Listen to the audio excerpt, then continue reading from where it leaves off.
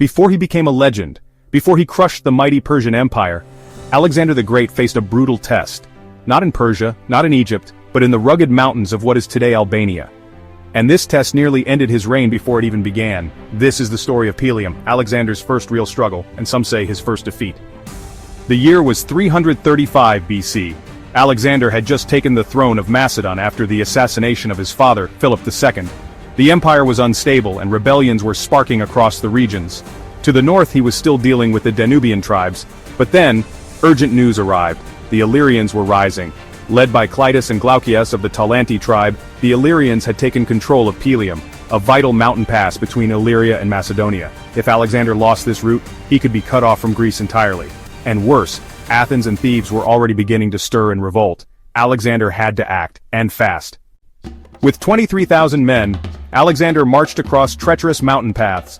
Thanks to his ally Langarus, who harassed neighboring tribes to keep them at bay, the Macedonian army made it through mostly untouched. But when they arrived at Pelium, Cleitus was already there, and he was waiting.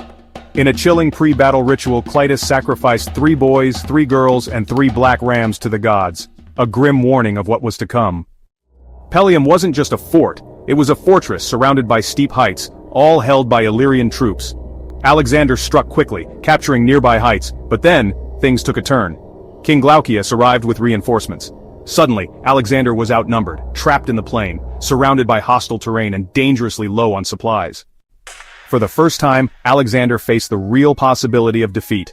The Illyrians could wait him out, they had the numbers, they had the position. Alexander needed a miracle. Instead he gave them a show. He drew his phalanx up in perfect formation, 120 men deep. In total silence, the Macedonians performed synchronized drills, raising their sarissas, wheeling in formation, moving like clockwork. From the hills the Illyrians watched, entranced. Then, the trap was sprung. Alexander signaled the charge. His cavalry surged forward, his men roared the ancient Macedonian war cry, "Alalalai," and chaos erupted. The Illyrians broke and fled. Alexander retook the heights without losing a single armored soldier. Still, the battle wasn't over. Alexander had to reposition his camp. While crossing a river, the Illyrians struck again, thinking he was retreating.